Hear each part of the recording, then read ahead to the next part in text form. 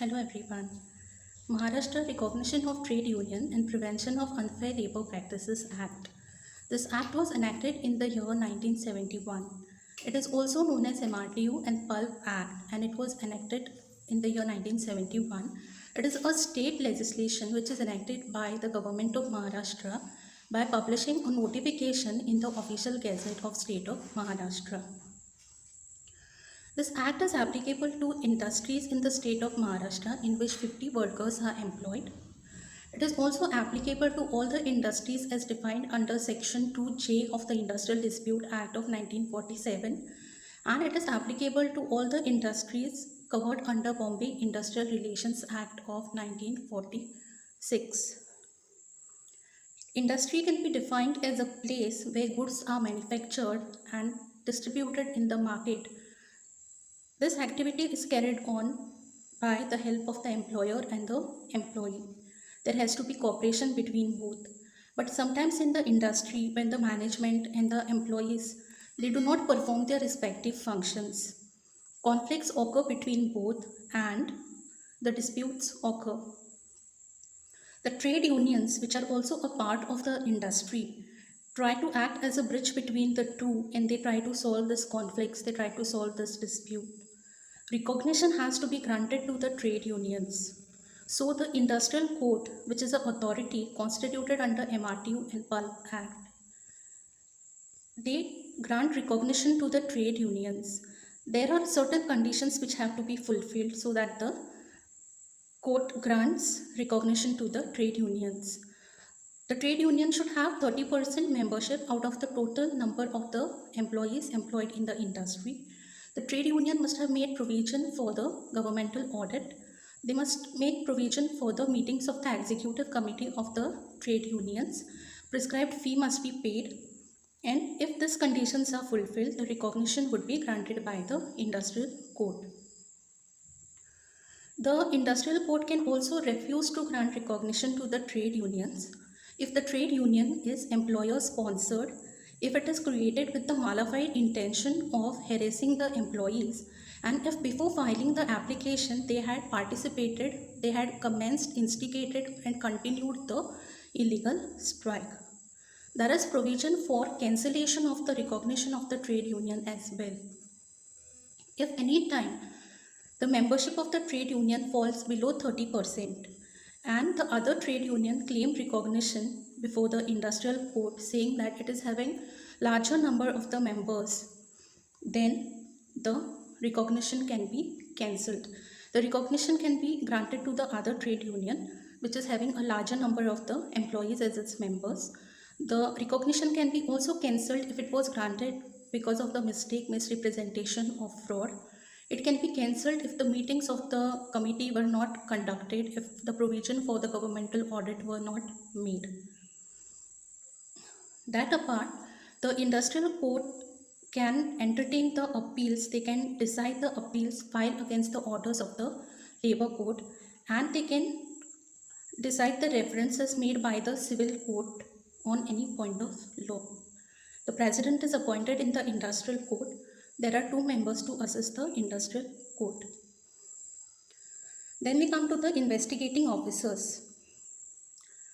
Any number of investigating officers may be appointed by the government of Maharashtra to assist the industrial court and the labor court. Investigating officers help the labor court and the industrial court to verify the membership of the trade unions, and they will help in identifying the persons who are engaging in the unfair labor practices, and they will report the names of such persons to the industrial court and the labor court so that they can pass some order in the respect of such persons. The investigating officers have the same power as that of the civil court. Then the last authority that is constituted under MRTU and Pulp Act is the labor court. The labor court can declare any strike or lockout as illegal if the strike or lockout is conducted by the employee and the employer without giving a notice of strike and lockout. If the strike is conducted within 14 days after giving the notice of a strike, or if the lockout is conducted within 14 days after giving the notice of the lockout, the strike and the lockout will be illegal. The strike and the lockout that are conducted during the pendency of proceedings before the Labour Court, Industrial Court, and the National Tribunal are also illegal. Strike and lockout conducted during the pendency of arbitration or conciliation proceedings are also illegal. Okay, so the strike and the lockout can be declared illegal by the courts. These courts have the power to declare certain practices as unfair labor practices. The Act has defined unfair labor practices on the part of the employer, on the part of the employee, and on the part of the trade union in 2nd, 3rd, and 4th schedule. So these courts have power to declare certain practices as unfair labor practices. The court can ask persons engaging in the unfair labor practices to desist from such practices, and it will pass certain other orders. Like for example, it can ask any person to cooperate with the court. Suppose that person is not cooperating with these two courts, then they can impose penalty on such persons.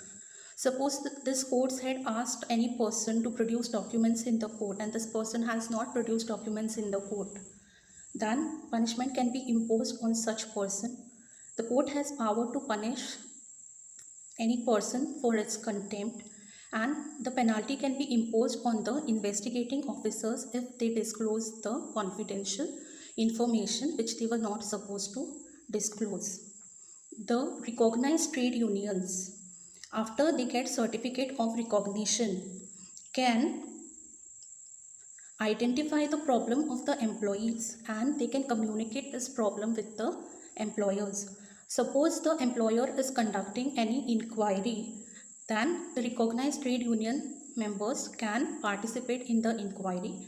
They can represent the employees who are facing problem in the industry for the meetings of the works committee if the meeting is organized for the purpose of collective bargaining, and the representation on behalf of such employees can be made also in the labor court and the industrial court. The unrecognized trade unions also have some powers.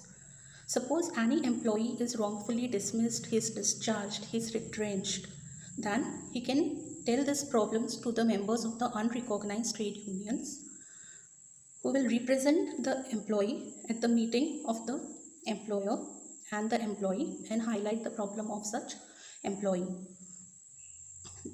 The labor court can also ask the employer to pay compensation to the employee who has been wrongfully dismissed, discharged, or retrenched. Back wages can be paid and even the compensation can be paid under the Act. So today we have seen the overview of the MRTU and Pulp Act, and I hope this video is useful to you. But before I conclude, let me just make one more point, that all these orders which are passed by the Industrial Court and the Labour Court are final orders and they are to be published. Thank you.